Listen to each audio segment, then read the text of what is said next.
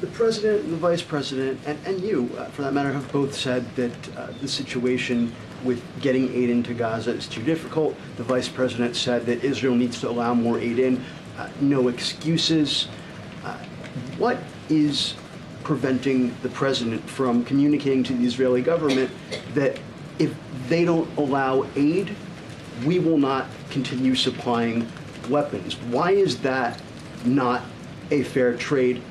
No aid, no bombs. Because the president still believes that it's important for Israel to have what it needs to defend itself against a still viable Hamas threat. Maybe some people have forgotten what happened on the 7th of October, but President Biden has not.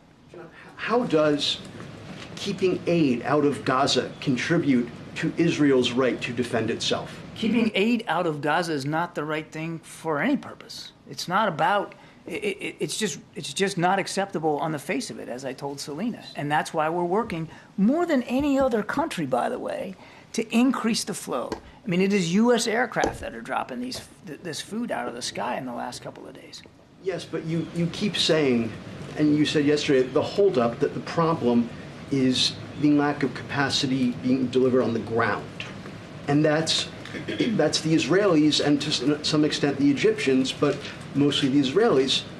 How is that? And you said it's not acceptable earlier. You're looking at this as a zero-sum game. Like, yes, you are, sir. It's, well, if they're not doing what you want, then cut off the aid so they can't defend themselves. That's not the way we're going to do this. It's not the way we have done this. They have a right to defend themselves. They need the capabilities. Let me finish. They need the capabilities to do that.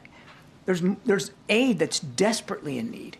And you know what? We can do that too. We can do both. Both are important, and both are going to be pursued by this administration. I know you don't approve of necessarily the policy choices that we've made, but I have no opinion on the policies. I'm just asking questions. But and I'm answering them. We can do both. We can influence our Israeli counterparts to do more, to be more careful, to let more aid in, and we can continue to work to get that aid in ourselves. One more follow-up then. Israel, according to Israeli media, the Israeli Defense Forces and industrial base are ramping up or preparing to ramp up domestic production of weapons that are currently U.S. supplied, including dumb bombs, firearms, that sort of thing, to be commenced next year, 2025. Is the president concerned that this would lower U.S. leverage? And is there a window that's closing during which the U.S. has the leverage and influence to get the Israeli government to do certain things with respect to human rights, for instance, allowing more aid into Gaza? The president's concerned, as I said, about Israel being able to defend itself against a still viable threat. We'll let the Israelis speak to their defense industrial base plans and intentions. They're a sovereign country.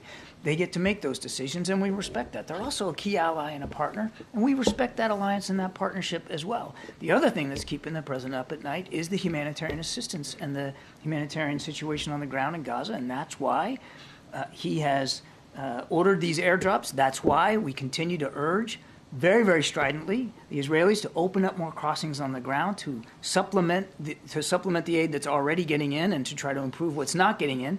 And that's why, as I said in my opening statement, the president also has the team looking at maritime options.